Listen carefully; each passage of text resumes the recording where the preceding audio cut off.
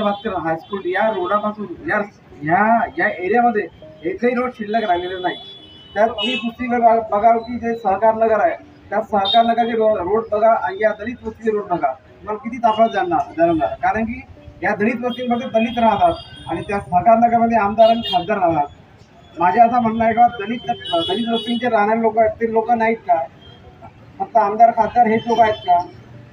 दलित वस्ती नावानं कितीतरी करोड रुपयाचा निधी येऊन आला आहे नगरपालिकेमध्ये, परंतु नगरपालिकेचे मुख्याधिकारी आहेत हे फक्त रिमोट कंट्रोल सहाय्याने चालवून राहिले आहेत असा आमचा आरोप आहे। कारण की या आधी नगराध्यक्ष होते, ते खासदार होते, त्यानंतर प्रशासक राज लागला, प्रशासक राजामध्ये आमदार हातमालक झाला, त्यामुळे पुरा कंट्रोल हा आमदारांच्या हातामध्ये आहे। त्यामुळे भंडारा शहरामध्ये एकही रस्ता नाही आहे, या आमदाराला दिसत नाही का 3,500 करोड रुपये ह्या लोकांनी आणला, अशी मागच्या इलेक्शन ह्या लोकांनी गौरव केला। ते 3,500 करोड गेले कुठं आम्हाला आमदाराला प्रश्न विचारायचा आहे। भंडारा शहरामध्ये यांनी किती रोड बांधले आम्हाला जर त्यांना प्रश्न आमची उत्तर द्यायला पाहिजे। त्यांना दलित वस्तीमध्ये किती रोड आणला त्यांना एकही रोड आणला नाही। दलित वस्तीमध्ये गेल्या 10 वर्षामध्ये एकही नाली बांधली गेली नाही। दलित वस्तीमधील पाणी 24 घंटा पाणी देण्याचा वादा केलेला होता, आजपर्यंत एक बूथ कासवाडा 24 घंटा पाण्याची संख्या बसलेली नाही।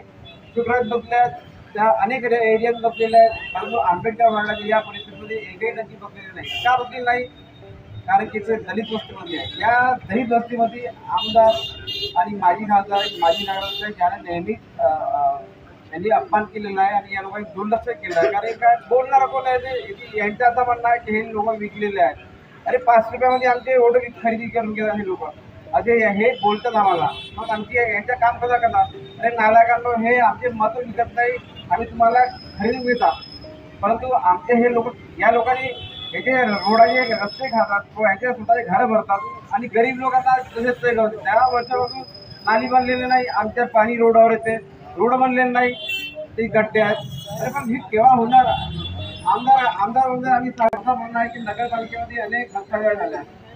त्या हॉस्पिटल पासून ते जे हनुमान मंदिरच्या मागच्या एरिया आहे, करोड रुपयाचा रोड बनलेला होता। आम्ही नगरपालिकेत तक्रार केला, परंतु त्या तक्रारीच्या अजून काही कारवाई नाही झाली। कारण की काय लाडका ठेकेदार जशी लाडकी बहीण आहे, लाडकी भाऊ विकला हा लाडका ठेकेदार आहे। इथे ठेकेदार नावाचा एक माणूस आहे, तो बसलेला आहे नागासारखा, तो एकटाच कामं करते आणि एकटाच भ्रष्टाचार करते। काही तक्रारी केला तरी काय फरक पडत नाही, जिल्हाधिकारी तक्रार दिला काही फरक पडत नाही। अरे फरक पडला तरी केव्हा? कारण की कसं हे